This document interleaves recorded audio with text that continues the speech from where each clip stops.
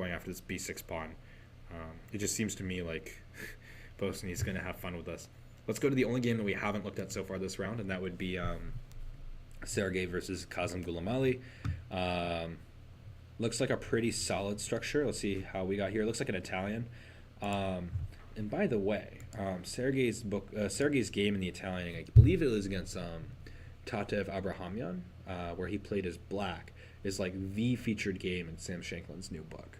And like he's kind of been donned as like the new king of like the Italian theory in the U.S. Oh, yeah. So the fact that he's playing with white and not black means that he's definitely in very comfortable waters. Bishop b5 takes bishop c4, and this bishop is just going to be really annoying on the light squares because black no longer has a light squared bishop to really be able to kind of play against this bishop on c4. And I believe you play the Italian, right?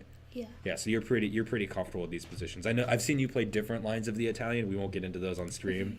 But okay, bishop d2, rook b8, c3. I mean, this is all looking like fairly standard, normal build-up stuff. I guess the question would be, how big is white's really small advantage?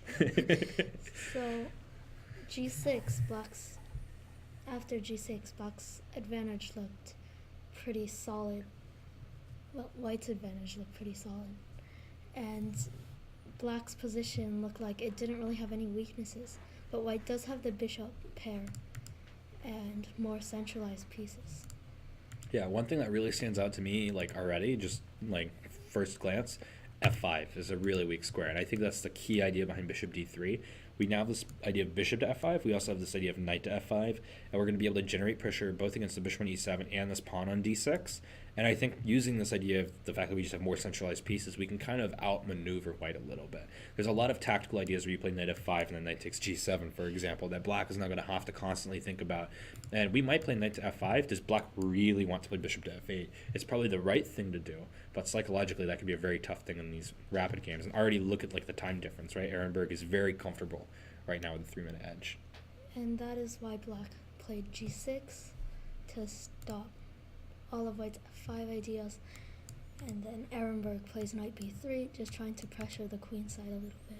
Yeah, the a5 pawn is a little bit loosey-goosey there, and we could play this move rook to a8 if we really want to as black, but then we're kind of taking a rook that's on a really good square, hitting this potentially this b2 weakness, and putting on a8 where it's just going to be playing defense for the rest of the game.